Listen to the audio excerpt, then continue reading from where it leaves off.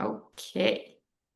So I want to welcome all of you back. I'm very excited that you're here. Karen, if while I'm speaking, you could please accept the people in the waiting room, that would be great. So thank you for being here. Thank you, Karen, again, for this webinar. It's been amazing. I know I've been learning a lot, and I'm hearing the feedback from you, from the guys and the people here, and it sounds great. So thank you for that. As always, I invite the people here that are participating to open the cameras, so we can all get to know each other, at least by faces. The names I already recognize, and I assume some of you recognize as well. I wanted to share that since the beginning of this webinar, our channel, our YouTube channel, has gotten over 220 views, which is very exciting since that means that there are more people that are interested in learning about treating autism and tools to work with children with autism. And that's that makes me very, very happy. That means we're on the way and we're doing good things here, all of us together. Since it's our last session for this webinar, again, there are going to be other things. I want to update you on our upcoming programs. So first of all, we've mentioned this previously, but Ms. Taylor is planning a trip to Ethiopia to give trainings either to professionals or to parents. Any of you who are interested in Karen coming to visit your workplace or the community that you are part of, please fill in the questionnaire at the end of this webinar with all the details. And for the people who are watching this recorded, you're welcome to contact me via our new email address, which is Renana, RENANA at I2I -ngo.org. You could find it in the video details as well, the new email. So you're welcome to write to me as well if you want Karen to come and give a training by you. Our next program also is we're hoping to have an in-depth training program for a small group with Ms. Taylor that she will once a week or once every other week, we haven't decided on that yet, will teach more in depth of some of the things that she already spoke about during her webinar and some new topics. So look out for the emails from us, and when it's time, you could sign up, and we'll let you know how to continue from there. I'm very, very excited that we're already working on our next webinar that hopefully will be either in September or October with a wonderful woman named Antoinette. She's from South Africa. She's also a parent and also a professional working with autism. So just make sure to follow us on our updates for that. It's also going to be very special and different from Amazing Karen. And now, without further ado, Karen, I want to hand over the stage to you and remind all of you that you're welcome to use the chat box for any questions, or you can wait until the end of the presentation, where hopefully we'll have a few minutes. Every week we're kind of timing it, so hopefully we'll have a few minutes for questions. And as some of you also do, you contact me during the week. I'm sorry if it takes time to get back. I'm very happy that there's so many people that are emailing me and WhatsApping me. And I hope you enjoy. Thank you again to all of you, and to you, Karen. Thank you. I am very excited to be back. A little sad that this is the fourth one of our webinar. I've really enjoyed, but I know that it's not the end. So today our topic is on looking at our kids that are not speaking. And so we've got a lot of information to present. So I'm going to go ahead and share this presentation, and Renana will share this out to everybody so that you'll actually have a copy of this so that you can look at it further, and then also share it with others if you'd like. So let me just put this in present mode. All right, so we're going to be looking at beyond speech, meaning beyond our kids that are talking, and how we can help support these children with autism. So I wanted to start off with a quote from a parent, because one thing that's really, really important that us as professionals need to help convey to our parents, especially when we know that our children with autism, 25 to 30% of them may not speak at all, is how important and valued those children are. So this quote was from a mom. "Mason was truly a gift that left a mark on every heart. lucky enough to know him. His endless joy reminded us all that love doesn't need language and connection doesn't require speech. He reminded us that there's more than one way to speak, more than one way to love, and more than one way to be. And this was my student I worked with for 3 years, and parents passionately supported him. He didn't use his words to speak, but he was able to communicate. So the second quote I have is from a professional. And this is a I was looking at her, she's a neurodevelopmental disabilities physician. So she's very targeted and focused in that area. And there were 2 main points that I like that she said. So when a person with autism is non-speaking, they do not communicate using spoken language, which means our vocalizations and sounds, which have the symbolic meaning.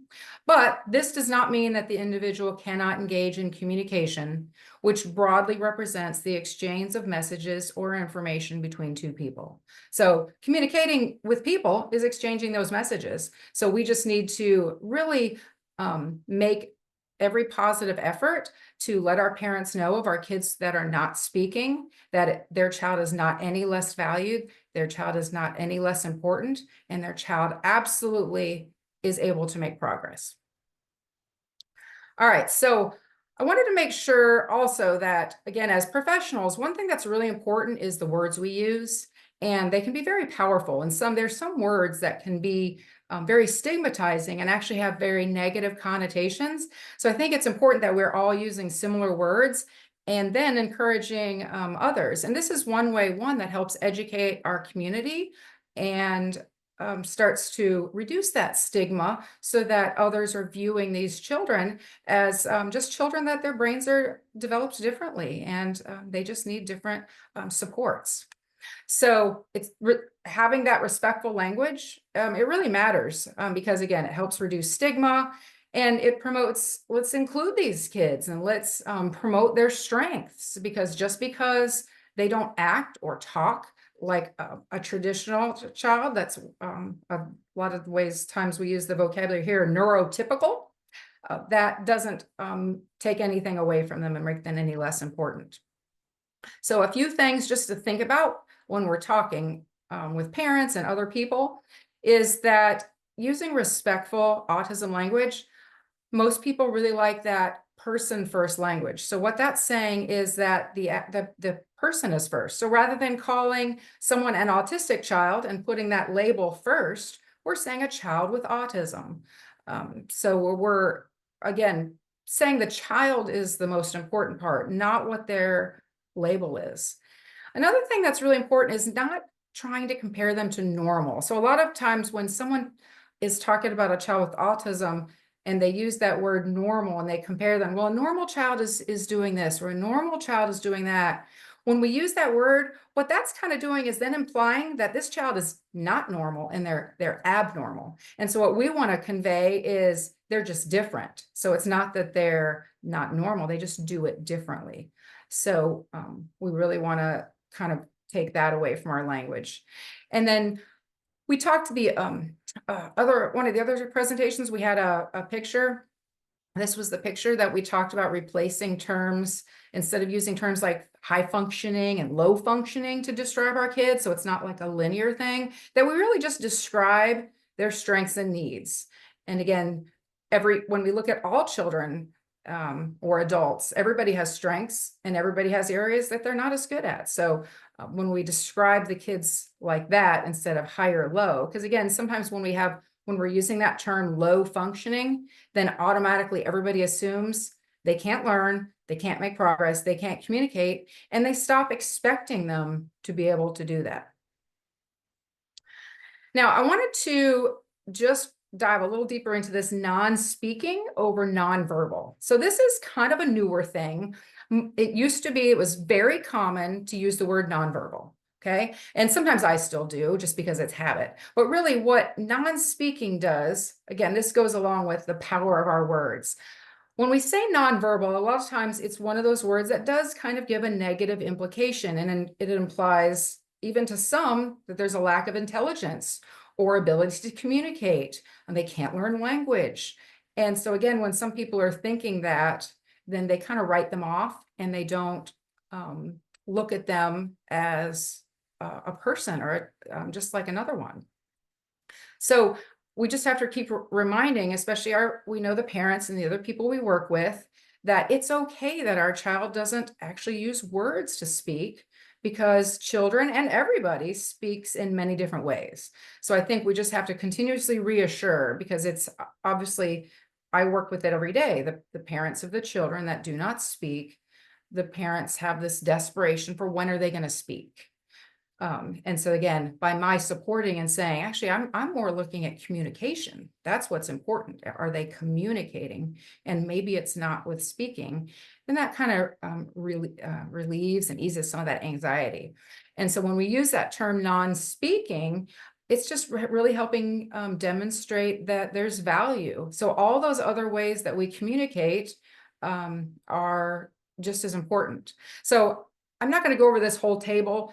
It'll be in the presentation when you came, but it's kind of got a few other words, the high and low functioning, and just other words you can use. So this is a table too. I like I tried to include some things that then you might have a resource to share with other people when you were trying to explain, that you'd have a visual or something. But even when we talk about, oh, this child has a deficit or they have a limitation, but let's talk about it's a challenge for them right now. There's some things that are challenging for me at first, and then I'm able to overcome that, or I'm able to learn something, or we could just acknowledge that they have some sort of disorder. Even the word treatment, I like to use instead of saying the child is getting treatment, because what treatment implies is that we're fixing something. And we're not trying to fix autism. It's not something that's going to go away. So again, that's implying that there's something wrong with the child because they have autism. So instead of treatment, like if I had some sort of medical condition, like a heart condition or diabetes or something like that, I'd be going for treatment and we'd be working to fix it. So I like to use words like the support they're receiving, the services they're getting, or strategies or educational strategies. Because again, we want to move away from implying that we need to fix our kids. And then again, I'm not going to go through all this, but I want you guys to have it because I love this. It's a communication bill of rights. And really, when we start thinking about each person, they have these fundamental communication rights. So just a few of them. Just the right to meaningful communication that's culturally and linguistically important, or the right to interact socially and build and keep relationships. So we don't want to keep our kids away from others because they have behaviors or because they can't speak. They have the right to express preferences and feelings and make comments. So they have a right to make choices. So just because the child is not speaking, every person on the planet has these Bill of Rights. And this was a great thing that ASHA, the American Speech Language Hearing Association, which is where one of my certifications is through, created this. So I'm going to show you two visuals that I'm going to give you PDFs of, so that you would be able to print them out. You don't have to print them out in color, but it basically has a visual, a picture that goes along with each one of those. And so this is going to be a really helpful tool to talk with new staff members, to talk with parents and say, hey, this is what I think about your child. And I think your child has the right to do all these things. They have the right to give choices. They have the right to say no. I mean, I don't know how many, I had one child this morning, she must have said no 30 times in 30 minutes. But that's her right. And so I love this visual, and it also helps us to really, I've had some new people, they get stuck in just offering choices to the child with speaking. And choices, really, if we look at their communication during the day, choice is a very small part of it. So while it is important, but we have other things. We need to talk about we need to teach them to share their feelings. We need them to teach them how to appropriately get attention and just to communicate with others and not be talked about. Like make sure that when the child is in the room that you're referencing them as well and just not talking about them. So these are great visuals. So I'll make sure that you guys have copies of both of these. And I print these out sometimes in black and white, or sometimes I print these out and we've posted them in classrooms. And it's just a great reminder. And then again, it's always showing our parents how much we value their child, that we value them so much that we're trying to make sure everybody is on the same page. And this was in one of our other slides, so I'm not going to go over it, but I just want to remind that when we're talking to parents or learning about our children with not speaking, that all these other areas are ways we communicate. So if they're not speaking and using the speech, we're still going to be working on all these other areas and finding what is the best way to help them. So just to make sure we're all on the same page, what is AAC? If you say that term and someone says, what is that? Because one, I never say the full thing because it's so many words, but AAC is actually augmentative and alternative communication. And that just augmentative means something that goes along with your speaking. So maybe you speak a little bit, but you need something else. Alternative means a completely different thing to speaking. So a lot of times they go hand in hand, and a child might be doing both. So AAC are any systems, like I just said, that support or replace our spoken or written communication. They can include what we call unaided unaided things such as gestures, sign language. They could include facial expressions, and aided systems would be such things such as the communication boards. It might be some sort of speech generating device, whether that be something simple as I hit one button and it speaks, to something more complex. And what we're going to see is that the benefits these are going to allow our AAC users to express their needs, thoughts, ideas, feelings, protests, and it's just overall going to improve their quality of life because they're going to be able to express themselves. So Karen, I want to address, yeah. could you also clarify the differences between neurodivergence and disorder? Someone asked to clarify these terms. So neurodivergent is, so remember earlier I used the word neurotypical. So neurotypical would be what we refer to someone that's typically developing. So other kids that are in my general education classrooms that do not have any issues, I'm going to refer to them as neurotypical. So neurodivergent is going to indicate that neurologically the brain in some manner is different. It was created differently. It responds differently than a neurotypical child. So often what you're going to see is that a child that's neurodivergent has some sort of disorder. So they might have, it could just be someone that's just a speech and language delay that isn't necessarily associated with autism, and there's an unknown reason for it. There's a lot of syndromes out there. There's Down syndrome, obviously, that we hear of, but there's a lot of others that are more rare, but we see Rett syndrome, and autism. So again, it's not either or. A lot of times you can refer to them as neurodivergent. They're different, and then we can go on and explain the disorder that goes with it. All right, so common concern, and I've had a couple questions addressed from staff, asked from different people already on this one, and I just always like to make sure I address it are these any AAC strategies I use going to keep my child from speaking? Because I have a lot of people that, I have one parent that's very resistant to it because she's just sure that if we do any of this, her child isn't going to speak, and she's going to want to do those things instead of speaking. So I always tell them, absolutely not, no. And it's not just my opinion. There's been a lot of research done on this. Now, will using AAC make our child speak? Not necessarily. We can't determine if a child's going to be non-speaking. There's some things I can look at. For instance, when I have children that are able to imitate gestures and even maybe imitate some sounds, then I may say they have a higher chance of learning to speak. Some of my kids that have a difficult time with that, I'm going to say it's going to be harder. But what the research does show is for the children that are going to learn to speak, that it does support that and it encourages that. So, it also helps build language and comprehension. So we want to always use AAC. And I had one question at another presentation of when would I start? And I say day one, because day one, if they're not able to communicate, they're going to be frustrated and they're not communicating effectively. So AAC is going to encourage that verbal speech. It's going to help reduce any communication frustrations and support that language growth. So it's important that we start supporting our kids right away with a variety of AAC strategies, which we're going to talk about. So I wanted to also use the terminology multimodal. So when I have students that aren't speaking, in every one of their goals that I write for them, I'm going to use that term multimodal. And what that means is I'm looking at all the other areas that we talked about, such as gestures and sign language and picture communication boards, and some voice output devices.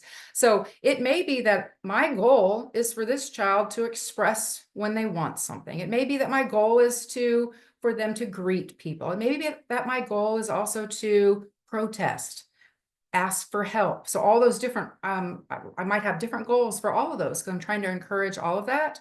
But I may not be encouraging a certain way because I might be showing my kids a lot of different ways. So I'll write my goal in a way that says, the child will use multimodal strategies. And then I'll even put in parentheses gestures and sign language and picture communication symbols and devices to express their want or need. So I'm encouraging all these ways because even if I have a child that is using, let's say they're using a device. Well, I can't take that device, that high-tech communication device, into the bathtub. So if they're in the bathtub and they need to tell me they need to go to the bathroom, they need a different way to say it. So even with my users, some of my users that do have devices and they're effective with them, I'm still working on other strategies. So Karen, there's a question here that I would also like to know the answer to. What do you think about Makaton? that I'm not overly familiar with that. I'd have to look. Okay, so I'm happy to announce Yeah, that our next yeah, Antoinette, who I was talking about for our next webinar, yeah. she uses Makaton, and hopefully she's going to introduce us to that. So Okay. How do Karen, you you're spell welcome to that? join us. Yeah. Makaton. Okay. I'm gonna look at that up.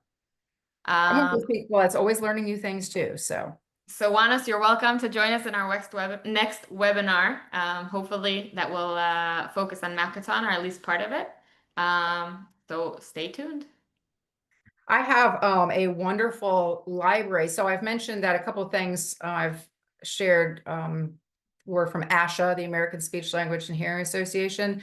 So I actually have a membership that I can do as many continuing education courses as I want. So especially if I get a child that maybe that I don't feel like as comfortable, or I'd like to learn just more about what the newest research is because I haven't worked with a child like that for a while.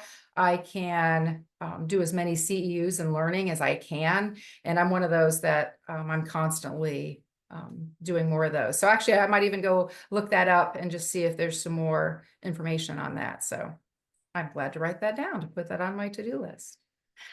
All right, so when we're looking at these AAC or these multimodal autism supports, we're going to be looking at unaided strategies, which are going to be like our gestures, sign language, facial expressions. And then we're going to be looking at aided communication. So they kind of just break it up into those two categories. So aided would be the things like our communication boards or picture exchange communication systems, if you've heard of PECs before, or any type of speech generating device, no matter what level. And then we usually don't just pick one of these approaches. We're going to combine those. So I'm a lot of times working with gestures. I'm doing sign language every time this is the sign for more. So today we were blowing bubbles and I would stop and I would wait expectantly. I had one child with that said, I want more bubbles. I had another child just looked at me and I said, do you want more? And they nodded their heads. So they used a gesture. I had another child that when I signed more, they imitated me. And so then I acknowledged, oh, you want more? I saw that you told me. So I'm always using all of these strategies together. And then again, that offers just some nice flexibility to support our children's needs. So we're going to get into looking at some of these different strategies and things now, but I just like to point out, and I mentioned already, that it's very, very important that we presume they're competent. And again, a lot of times that stigma is my child can't learn, my child can't communicate. And so then if you already think they can't do it, then you're saying they're never going to make progress there. And so again, we want to really encourage our parents, or if we hear others talking about a child in a negative way, then we can say, actually, actually, I know that's not true. I say, I've worked with children that were not speaking, and then they ended up were speaking in sentences, or they weren't able to communicate any way that they needed help or they had needs. But in working with some of these AAC strategies, now they're able to do that. They can protest, they can ask for help, they can tell me if they need to go to the bathroom, they can tell me if they hurt. And so just as much as we can emphasize to anybody that is working with the children is always assume they can do it. Now, we may not know to what level they can do it, but we do know that they are going to make progress. There's no, I've never worked with a child that hasn't made any progress. All right, so some of these unaided strategies. So gestures are really powerful. It could be as simple as pointing. Maybe I have a child that right now they're not even doing that. They're just using eye gaze. And so it makes it difficult to see what they're looking at. And so even that skill of pointing at things, or I have some children that I'm trying to figure out what they want. And so maybe I'm presenting them with a couple objects, and they're grabbing both of them. And so we kind of try to learn that skill of, to make a choice, we point to one. So again, some of those gestures are going to help communicate. So if children even aren't understanding the concept of when I'm presented with more than one thing, if I choose one, it's a choice. And the best way to do that is to present something they love and something they don't want anything to do with, because they're not going to reach for that one. They're going to reach for the thing they love. So everything we do with our kids is highly motivating. We may come up with these fabulous, wonderful ideas, and then the child has no interest in it. And even though I spent a lot of time working on it and I thought it was a fabulous thing, I'll set it aside. Maybe some other day I can bring that in, or later on. But I try to go with basically a child-led approach and what's interesting to them, because that's where they're going to make the most progress. And then sign language is an extremely valuable tool. There's a lot of times I'm talking with my kids, my grown children, other people, and without thinking, I'm signing words because it's such a habit for me to say sign maybe one of the words in the sentence. I might sign help, I might sign play, I might sign more. Some of these words that are very important. And what the kids see then is that I'm using it all the time. If the kids aren't seeing me use it, then they're not going to want to use it. I think I might have mentioned my daughter before she spoke, she could sign 17 signs. It's easier for children to learn sign language and imitate gestures than it is to learn words. So that's, again, some of my kids that aren't speaking, they might even have goals that they might have one goal that has to do with imitating gestures. Maybe we're singing songs and I'm trying to get them to imitate.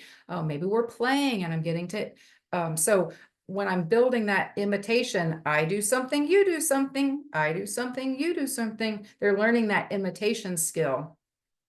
And then facial expressions are really important. So when I'm with my kids, I'm extremely animated. If they do something, if I drop something, I'm going to be, like, I'm going to have a gesture, I'm going to open my mouth, and I'm going to be very animated. One, the kids pay more attention to me, and then they think, they think that's, sometimes they think something's funny and they want to do it again. Maybe they purposely drop something again just because they like seeing my reaction. I'll do it again and again for them, because the hopeful thing is that in the future, then when they want to demonstrate surprise, they've seen a model of it over and over again.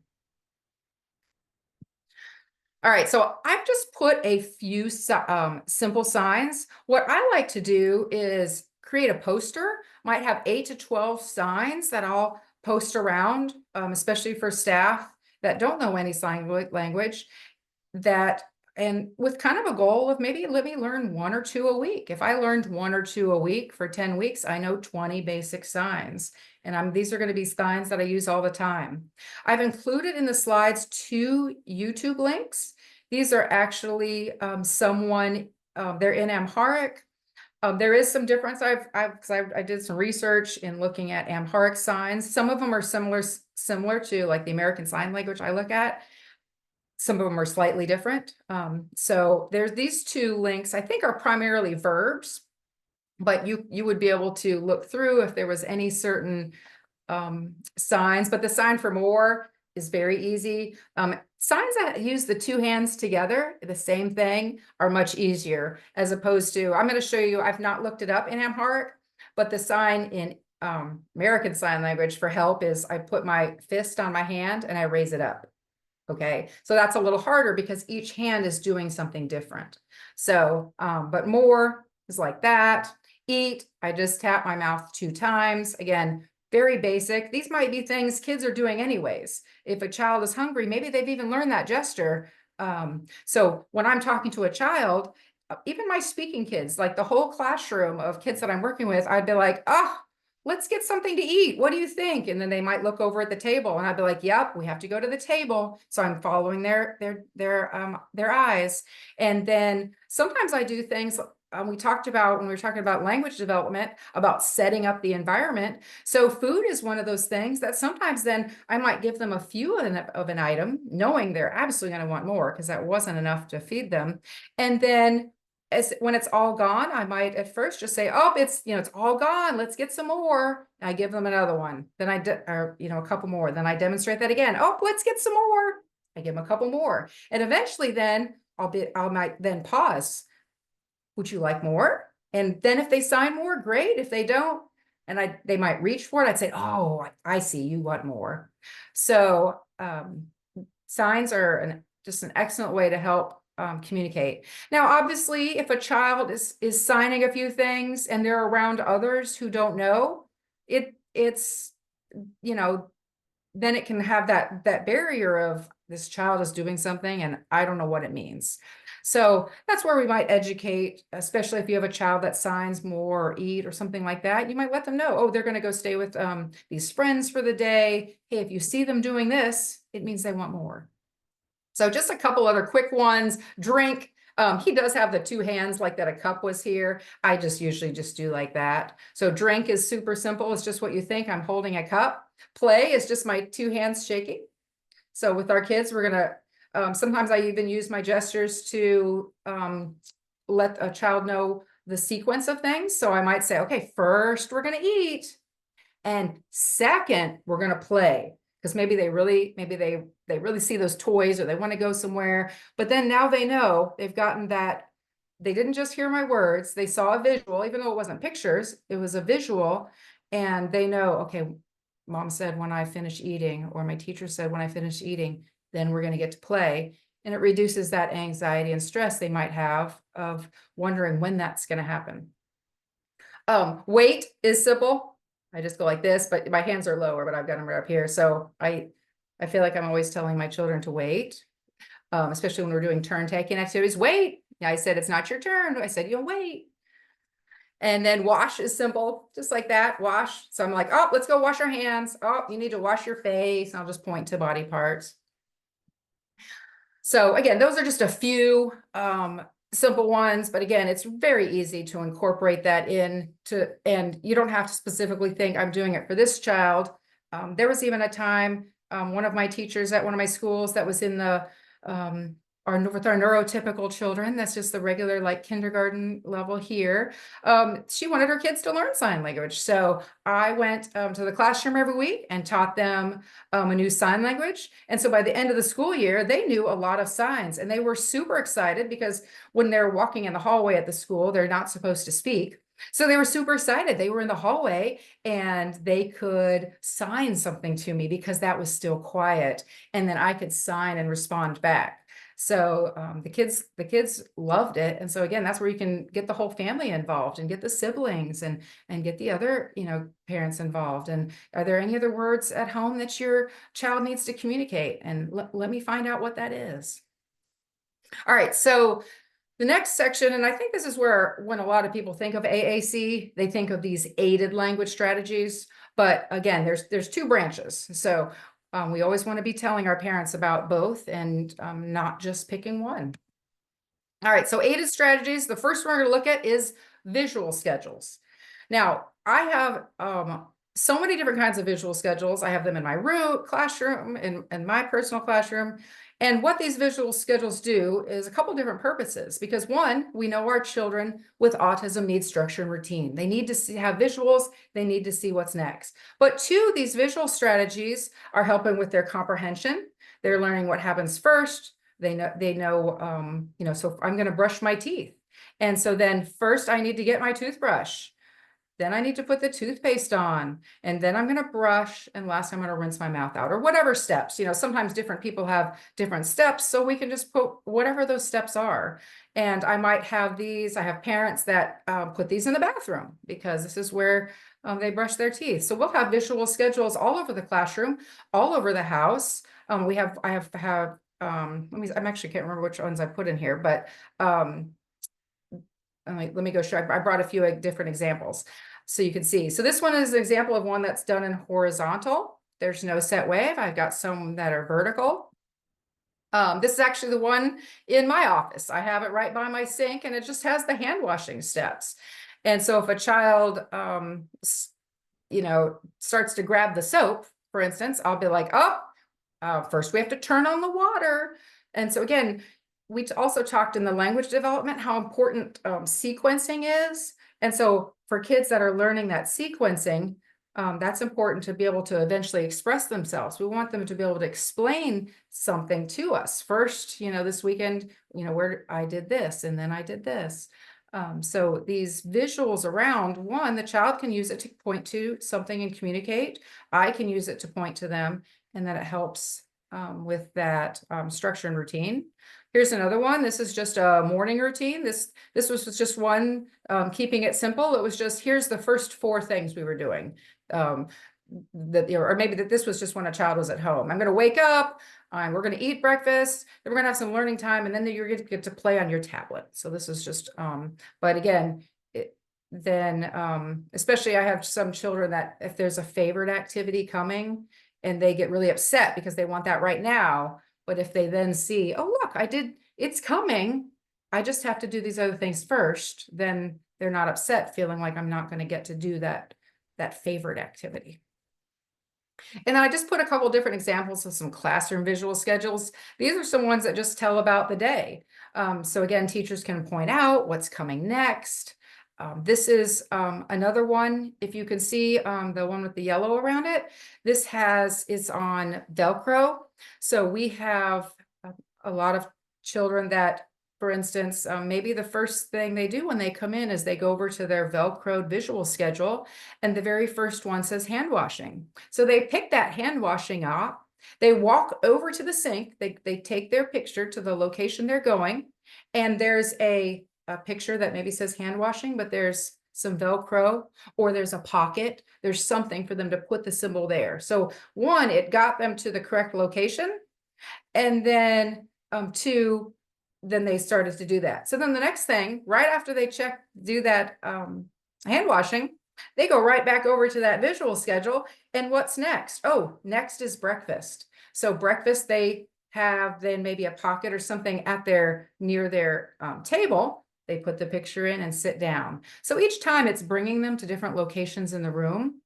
And then again, sometimes I've had kids that have gone to the visual schedule and picked something else out later. Like maybe it's when they're going to go outside and play or a walk, and they'll bring it to me, and I'll acknowledge, oh my goodness, I love going on a walk too. You want to go on a walk, or you want to play outside? And I'll say, it's not time. And I'll take them back to the schedule, and I'll say, first we're going to eat, then we're going to do some reading, and then we're going to go play outside. So let's put it back on. We have to finish these first. So again, they could be great ways to help not only organize that structure, but build that language and communication. And then again, here's just a couple more. I'm just trying to show you a few different examples. You can see this schedule. They have a pocket right next to it. So they would take one off and put it in. They would take them off each time to indicate that one was all done. All right, so the next one, again, I think this is maybe one of the more common things that people think of is using core boards, okay, or some sort of communication board.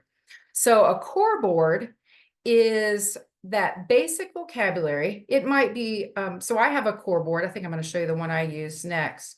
But I wanted to show that not everyone looks alike at all.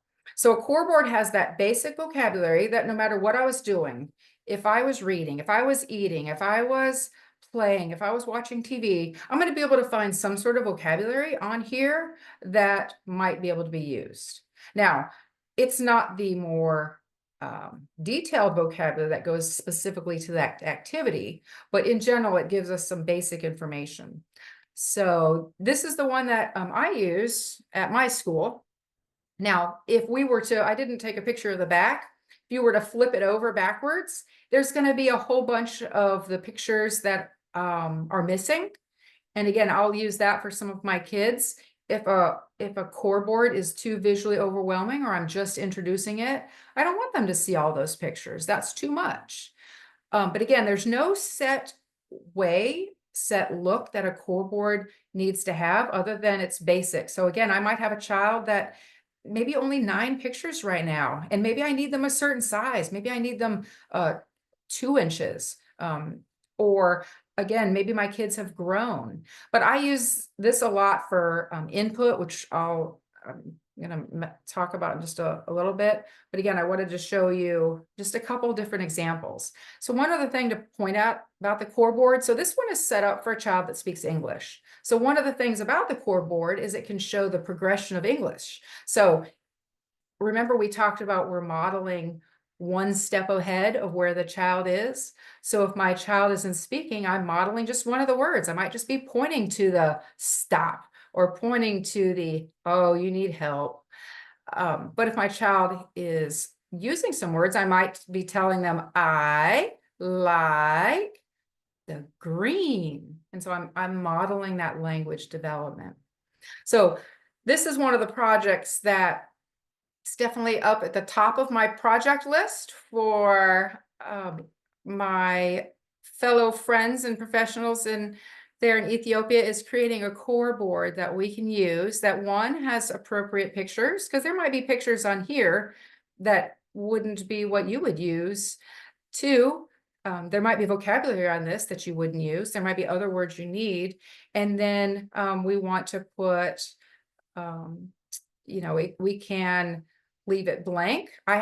Sometimes I have one that it's an English and Spanish core board. So I have both English and Spanish words on there. And so each picture has both. So they could be created to leave something blank. Again, I know there's a lot of different languages in Ethiopia, so we want to be able to create something that if someone does want to, even just happens to be able to write it in, that they can do that. So I mentioned that core vocabulary is just going to be those words that we use frequently in a lot of ways. So no matter what you're doing, a child might need to ask for help.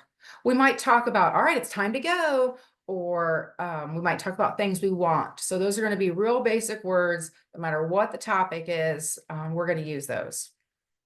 So now the other type of vocabulary that's really specific to an activity is very important too, because again, vocabulary development and comprehension is really important for our kids. So that's referred to as fringe vocabulary. So this is kind of this one wasn't as clear as I wanted, but this is an example of a core board. And so there's basic vocabulary on there about, eat and drink and stop and good and bad and look. But at the top, I have some different tabs. So I have one in one of my preschool classrooms. If I'm sitting and doing an activity that has foods, I might flip to the little tab that says foods. I can flip that top over and 6 new words appear. Maybe I know that there's certain foods the child eats or drinks or has for snack, and I'm going to make it real specific to that child. I might be able to flip it to, this core board doesn't have colors, so I might flip it to one that have colors. So maybe we're doing an activity and we want to talk about reds and greens, and maybe there's one with shapes, maybe there's one with animals. So we can add fringe vocabulary. We have a little kitchen center, a play kitchen in my preschool. So I've got some other things, that have like mix and might list a couple of the foods that we have, some play pretend foods. So again, those can help with that vocabulary development and add some vocabulary for children to be able to communicate. And then choice boards. So I was like, I put this one last because sometimes I have newer professionals that get in the habit of just making choice boards. And again, I've mentioned that choice making is very limiting. Once they make the choice, that's all. That's all there is. So sometimes I have, like you saw that flip chart with the core board that had the flip stuff on the top. So sometimes that's where I add choices. Maybe there's some free time and they can choose, I can let them choose, oh, there's a puzzle or there's, another activity. But we just want to make sure, just to be careful, that we're not only offering choice, our child to communicate with choices. But so these are just a couple different, you can print out. I have whole boards like this I've printed out for teachers when they let me know. I've used line drawings. Sometimes I've even gone in and just taken pictures of the actual item, put them in, and because some of our kids maybe do better with actual photographs than they do with some sort of colorful drawing or a line drawing. And we don't always have ability to print out in color. I mean, I like to if I can. It sure looks nice, but I certainly don't even have the opportunity. So black and white. I don't know how many times I've drawn pictures myself and just used those. And then this is a different level for some of our kids. I have some kids that even using some of those symbols that mean something, like again, maybe there was the thumbs up for good, so that maybe a child doesn't connect any of the symbols very well to the word, and they're just at a lower stage, and they symbolically need objects more. So I've had some where we've used objects. Sometimes it's great. Sometimes I can find small versions. Sometimes I try to collect small things when I find them, and I chuck them into a box I have for future need. Like they use a little chair, and again, they might be talking, maybe they have maybe they're even talking about the school day, what they need to be doing. And so they found like a little doll chair. But so this one, they may have sequenced what's going to happen. But again, they've used actual objects on there. A lot of times what I do is, in helping my kids learn, I might pair the object with a picture. And so they're seeing them together. I've started with just objects before, then I've changed it to objects with pictures that are very colorful, or photographs. I've then taken the object away. Maybe I've even moved the photographs and started pairing them with a black and white line drawing. So again, some of that just takes time to build because using objects is hard. I often can't find exactly what I need, but sometimes it can just be a part of an object that represents, if there was a cup with some sort of top or something, maybe I just have the top of the cup, and they know, they recognize that. So again, this is for our kids that really just need something more concrete because their cognitive level is just not as high, and that's just what they need.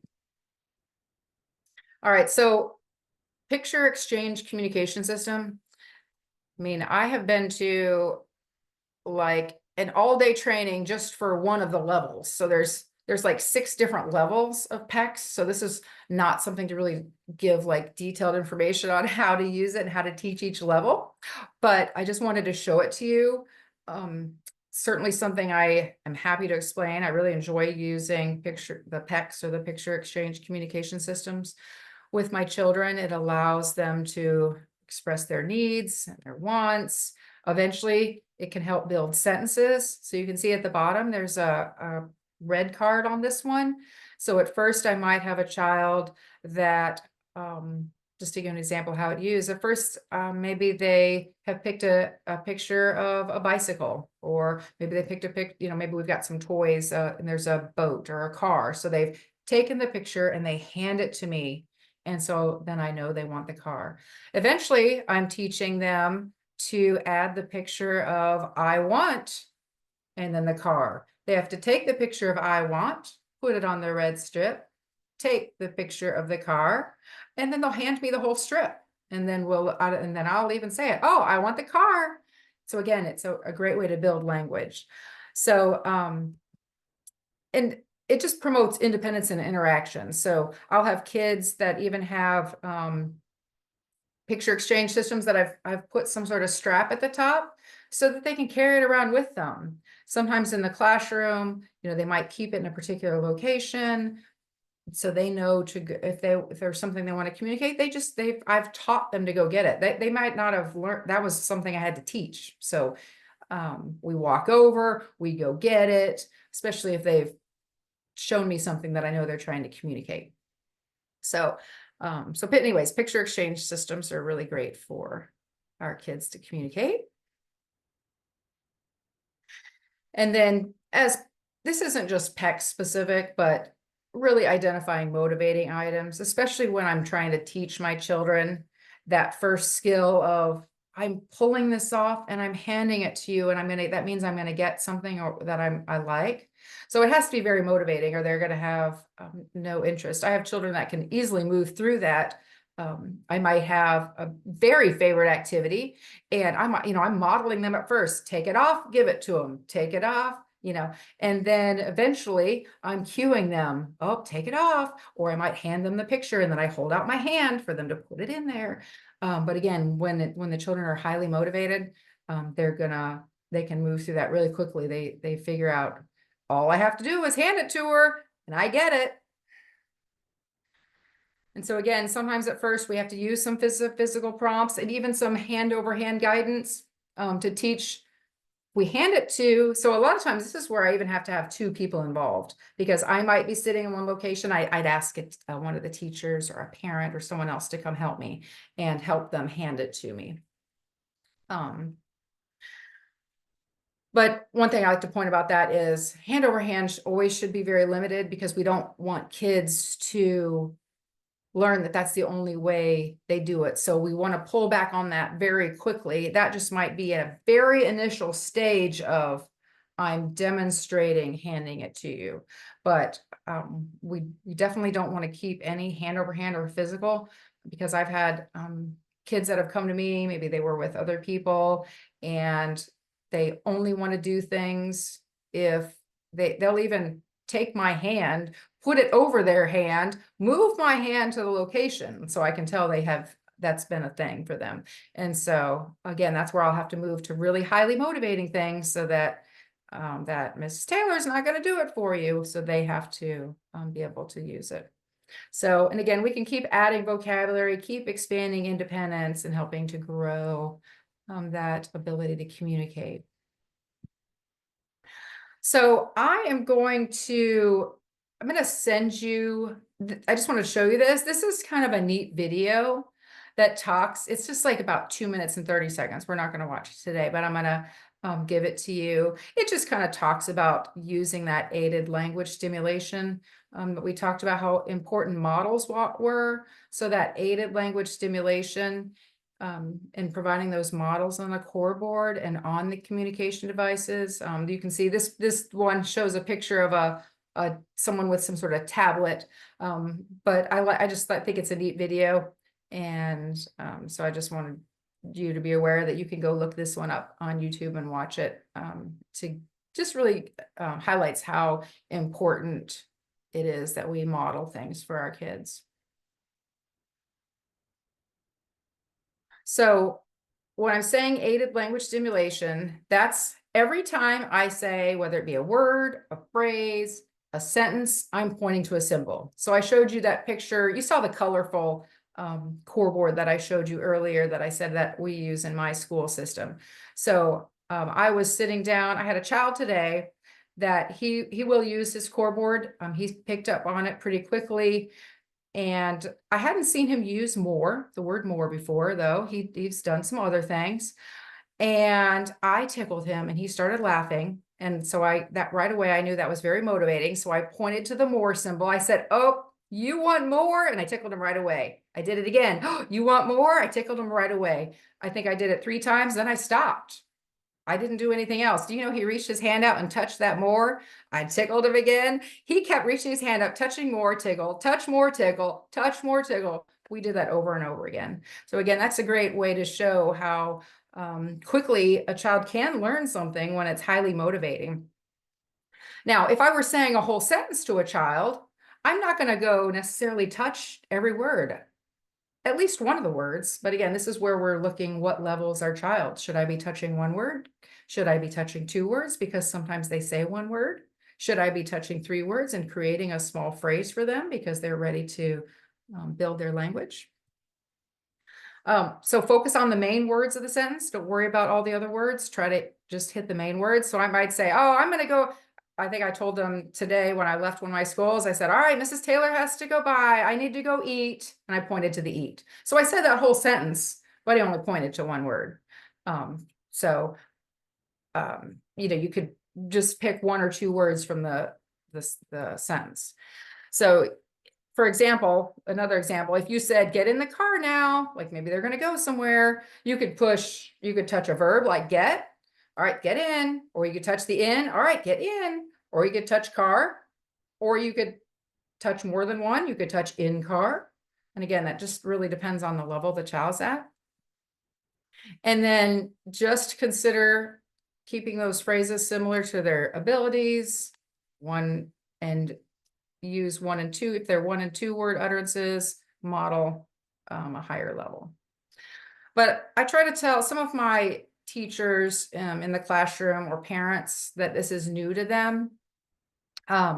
It may feel different at first. It might not feel comfortable. They may not feel like the child is paying attention. Maybe they say, I'm doing it, but they're looking around the room. And I tell them, just keep doing it. Just keep doing that. Because a lot of times kids are getting things and they're seeing, again, that model of every time I'm speaking, I'm using that. So my teacher is using that to communicate with me. And so I'm modeling that I can communicate with this. So if I'm only expecting my kid to use it, they're just not. Because if we think of our children as they've developed their language, our kids that are neurotypical, they had a lot of models from parents.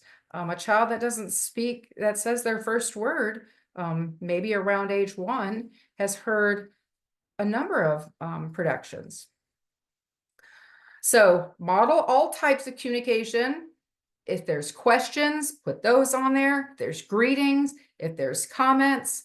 I always tell my teachers, do not worry if they do not respond and point to anything. I gave the example of the child that picked it up really quickly. I have other kids that I point to pictures for weeks and weeks and weeks, and they don't ever touch them. But sometimes I see them watching. Sometimes they might touch another picture. I say to model as much as possible. If we can model, 50 times throughout the day, that's as opposed to thinking of, some people might think, oh, my child's going to get speech therapy for 10 minutes or 15 minutes or 20 minutes, and they're only going to get it during that time. It's really not very much. So we want to do it all throughout the day, all during activities. I've had core boards that I've even made smaller versions so that someone might be able to keep one, make it more portable. And then anybody can serve as a partner. So I teach, sometimes I have kids at my school that they have brothers and sisters there. So I even show the brothers and sisters, hey, when you're at home, you do it too. Because the more people that are modeling for them, then the more that they see this is another important and effective way I can communicate. So I like this statistic. I happened to see recently, I saw it again, but it was a statistic that said, so if a student is using AAC, got 30 minutes of practice twice a week. I'll say that's a common amount of time that I might see someone for speech. So if it was just Mrs. Taylor working with the child twice a week for 30 minutes, and that was the only time they were practicing that use with that core board, it would take 84 years to get the same level of input than an 18-month-old child would have gotten by then. So that's pretty, when you think that just shows I can't just do this a few times a week. I need to be doing it all throughout the day as often as possible. And again, it's not always convenient to carry a core board or to have one with you, which is why I have those other approaches. I have sign language. I have facial expressions. I have gestures. But when I can, I use that. Sometimes I'm teaching, sometimes I do some group activities that the kids love. And I've even made large ones. I have like a big poster size one that I've got near me. And actually, we've got all those in our classrooms now. We've even put one on the playground. So there's a big one. So if a child needs to do on the playground and tell us. So we've tried to put them in as many locations as possible. And then I'm just going to point out some of these. I know this is not something that you would have a lot of access to right now, but it's just important to know what's out there and what's available. Certainly, I would love to work with some of these companies that would like to donate to students, but these speech generating devices, there's also tablets with apps. That's really common right now. Actually, most of my kids have some sort of tablet, like an iPad with some sort of app loaded onto it. And there's different, we'll do an assessment with a child. We'll kind of show them a few different ones. Each of them's a little different. They don't work the same. I might have some that it's just the pictures on there. I touch it, it talks. I touch the word eat, it says, I want to eat, or it just says eat. Other ones, you touch it and it's considered that the top is a first page. So nothing speaks on the first page. Anything I touch on there doesn't speak. I touch the word eat, it opens up a whole nother page. If I want to say the word eat, it's on there for me to press, but it also opens up other connected vocabulary. There might be snacks, there might be fruits, there might be vegetables, there might be other verbs that are related to eating. One of my devices is called LAMP Words for Life, which I also, for no cost, I have downloaded onto my computer as well. But I can use LAMP Words for Life. I can touch the picture for colors is a rainbow. So it's when you touch the rainbow, it then pulls up another page that lists out all the colors. So I actually have one child that just got a LAMP Words for Life this week, and very quickly he learned to find the colors and he can tell me colors. He very quickly found the body parts page. We were playing with a Mr. Potato Head where we could put eyes and nose and arms and make this potato head figure guy. And he picked that up really quickly. So anyway, so those are out there. And obviously it's great to have those, but we don't always have those. I actually have some lower tech. So these are considered high tech because they have a lot of vocabulary, but I actually have started collecting some low tech ones to bring with me. I have some single Big Mac switches that I use. For instance, I might put a picture of the bathroom and there's a Big Mac switch near the bathroom or near somewhere and the child can touch it. It says, I have to go to the bathroom. And I'll say, oh, you do? Let me help you. So I can switch it out easily. So I'll have different pictures. I simply record maybe I'm going to use it for an activity that just says, I want more. And I'll have it at snack time or a meal time where I'm giving them a few items. They can touch it. It says, I want more. So they're easily able to be changed with a new picture on it. Sometimes I've used them without pictures. I've even just said, all right, if you want more, we're going to touch it. And I'll demonstrate and show them. It says, I want more. I give them more. And they didn't have the picture, but they quickly picked that up. So I also have I have ones that have two choices. So maybe I simply, one time we were doing an activity, it was morning time. So they had a choice between hello or good morning. So I was just teaching them to greet me, but maybe they don't, I wanted to show them there's different ways. So it was neat. Some of the kids would say good morning. Some of the kids would say hello. Eventually I expanded that and I moved to one with 4 choices, but I made sure to put a question on there. It said, how are you? Because that's something we would do when we greet people. But then I also made a comment. It said, I'm having a good day. So kids could greet me. So at that point, I started to allow each children in the group, they were allowed to make 2 choices. Maybe they said hello to me twice. Hello, hello. I said, that's great. Maybe they said, hello, how are you? The minute they pushed the how are you, I would be down at their level, like I said, is important. And I'd say, oh, thank you for asking. I'm doing so well. Or I might say, thank you for asking. Oh, Mrs. Taylor has a headache today. So I would, again, I'm teaching in that back and forth.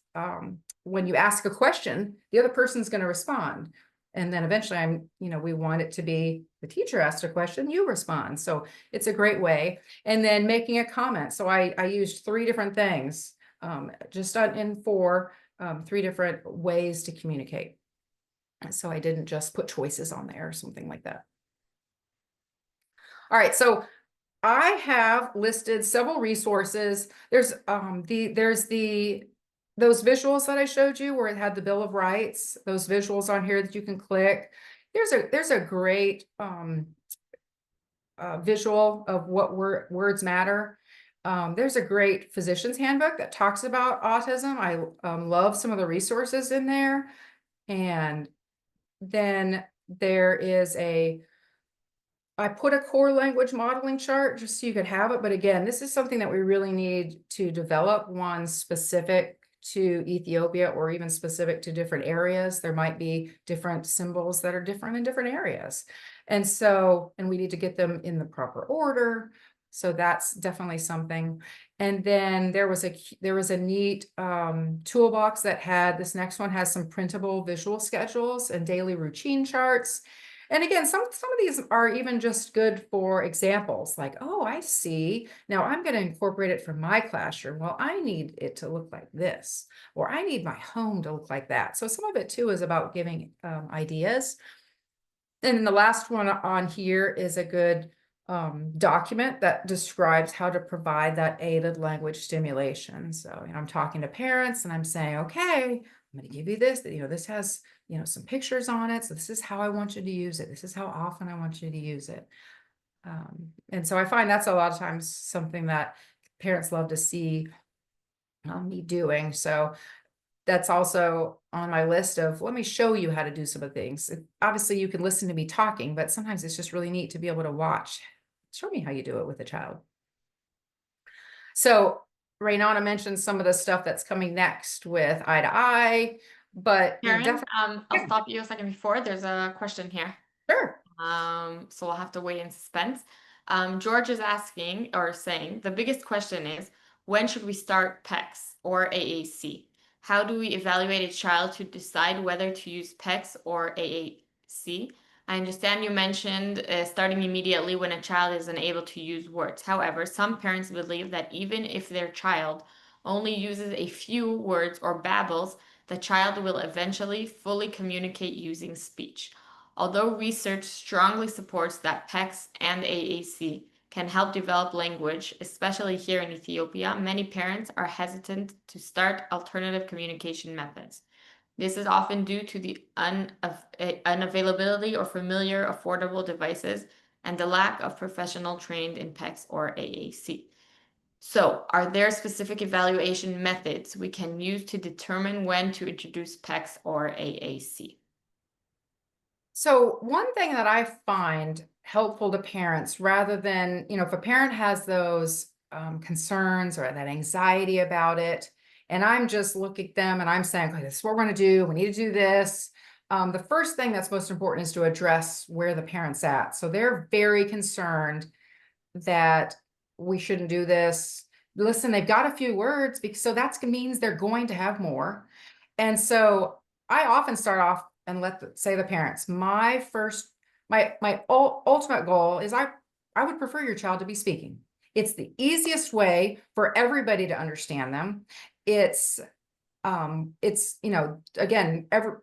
the people around them are speaking. And so it's what's typical. And so that's my goal or I want your child to be speaking. But the other really important thing is I want your child to be communicating. So making sure that you distinguish the difference between that. So in talking, so sometimes I'll ask my parents, so tell me right now, what does your child have a hard time communicating? And they might be like, oh, I don't know this, and so they start listing off several things that their child cannot communicate. I don't know when they need help. I don't know when, if they're yelling. I don't know if they're hurt. I don't know what's wrong. I don't know if they're tired. And so I can then start getting parents to admit to several things that are problems. And so then I say, okay, so while we're working on our child to speak, we need to address those. It's really, really important that your child learns to communicate when they need help. It's really important that your child is able to communicate. And right now they don't have that. Right now they have these 5 words. So with those 5 words, can they tell you they need help? Can they tell you my stomach hurts? Can they tell you, so the parents will always, I mean, there's no other way for them to do anything but say, no, they can't. And so then I say, well, let's work together. And I always find when parents feel like we're working together and that they're not over here and I'm over here as a professional, just telling them, well, this is how it needs to be. But if we start together and make those goals together, so then I'll ask them, what would you like your child to be able to communicate? And then they'll share some things. I wish they could tell me this, and I wish they could tell me this, or they get really frustrated when, and I'll say, okay, so while we're continuing to work on speaking, let's start addressing some of those things in the meantime. And again, I'll point out that research shows there's been a lot of studies done that say if we do these things right now with the goal of hopefully getting to speaking, that it's not going to hinder it.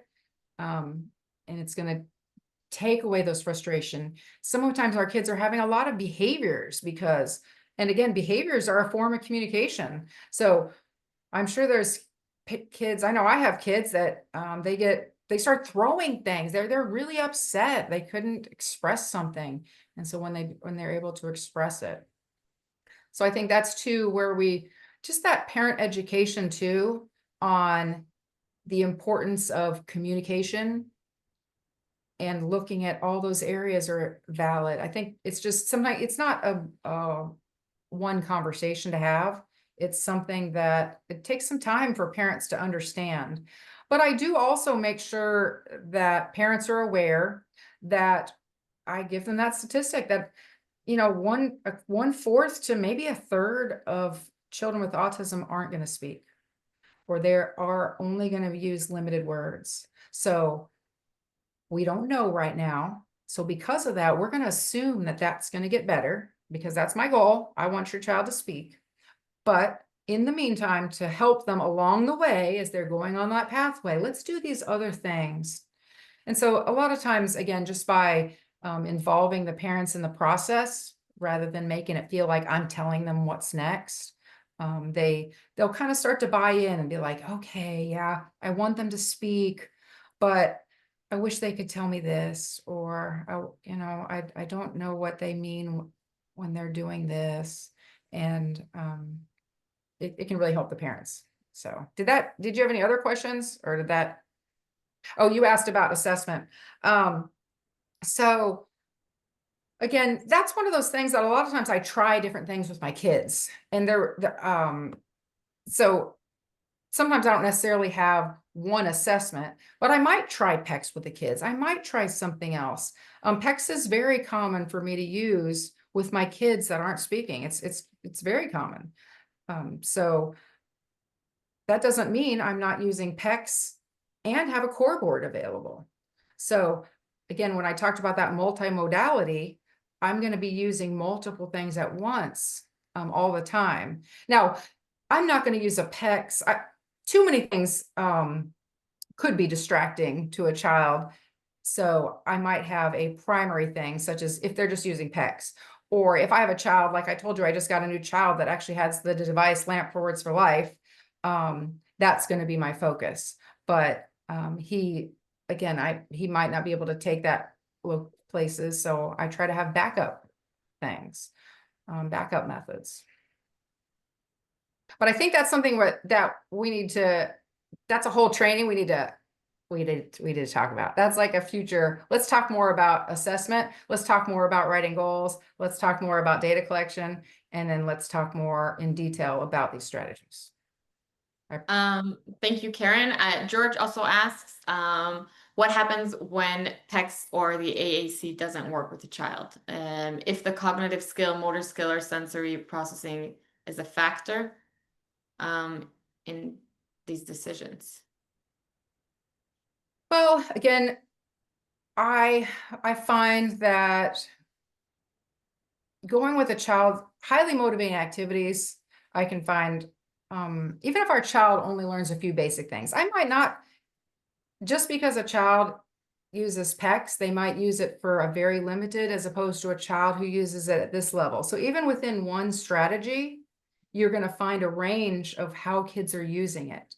So I might have a child that they're just trying to do some basics things with me as opposed to a child that can do higher level things.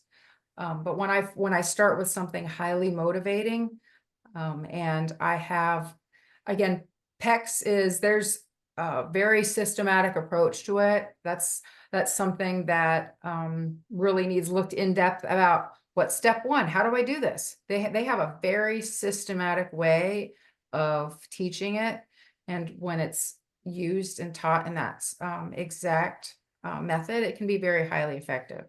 So, but I have had kids where I've done something and eventually I just try something else. But I think people tend to give up on things too quickly. And I can be doing a technique. Sometimes I've done one for not necessarily PECS, but I might be doing something else for months. And I just don't really have this child using this communication device. And I'm just modeling. And I just tell the teachers, it's okay. I am just going to continue modeling because I have some kids that need a really long time before they pick it up. So I think that's too where we just don't, oh, it's a few weeks, I've been trying it and they're not using it all. We're not going to abandon it. Okay.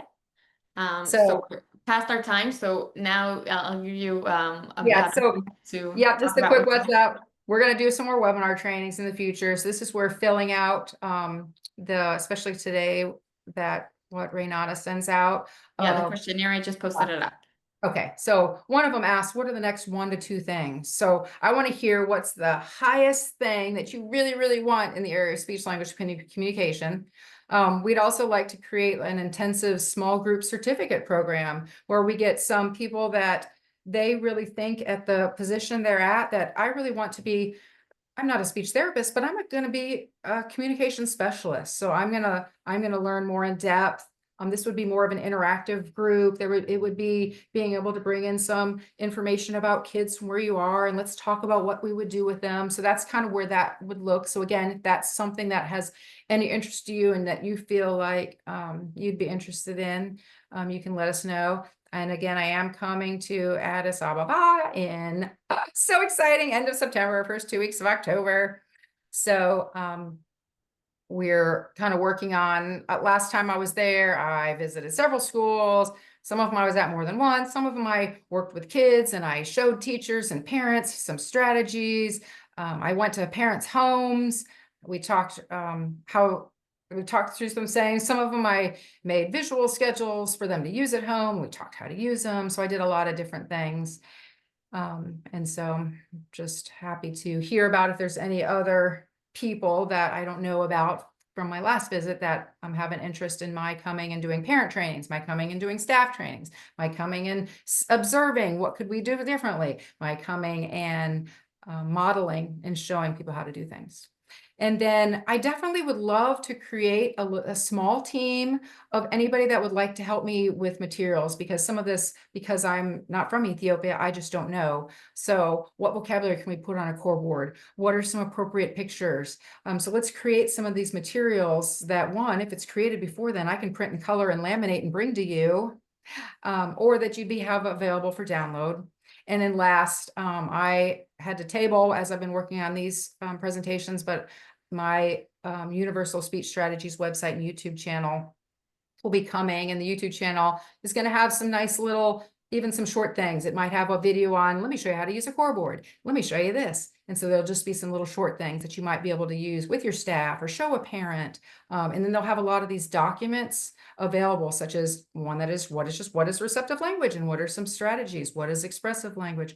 What is autism? How can I help my child with autism? So a lot of these documents that I think would be helpful, and just provide a lot of information. So that's what's coming. So if you have questions, I put Renata's new email address on there. My email address is on there. Please, I love emails from people. Happy to answer things until we get announced, what's coming next. But I love to hear from you, what's going well, what's not, what you have questions on. So I've been just thrilled that we were able to do this. Let me stop sharing here. And I look forward to seeing you in person if I can.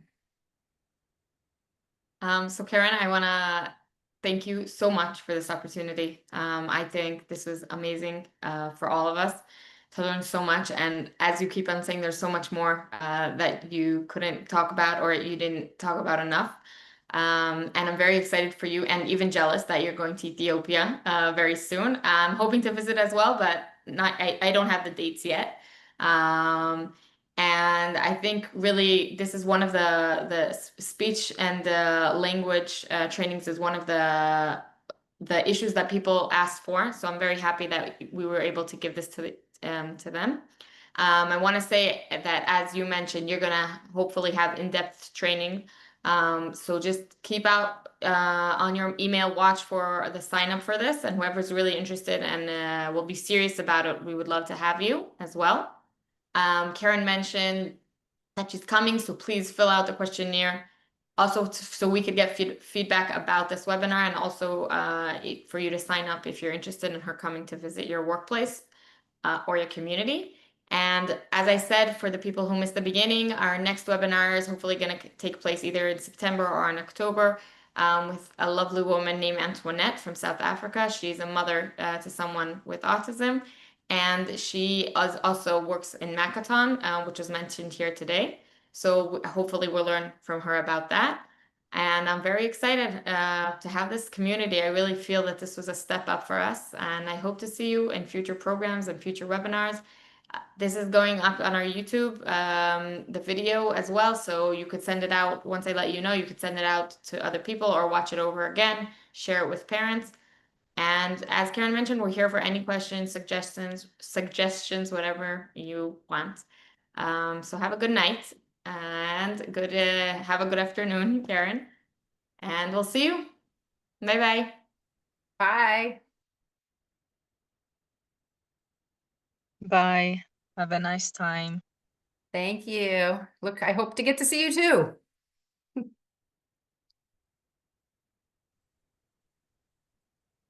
Thank you, Karen. Thank you, Renan. Looking George, forward to see I would be you. wonderful to see you. Yes. Karen, Looking forward. I'm very jealous. Very, very jealous right now. Good Hopefully night. we'll join us maybe when you can. Yes.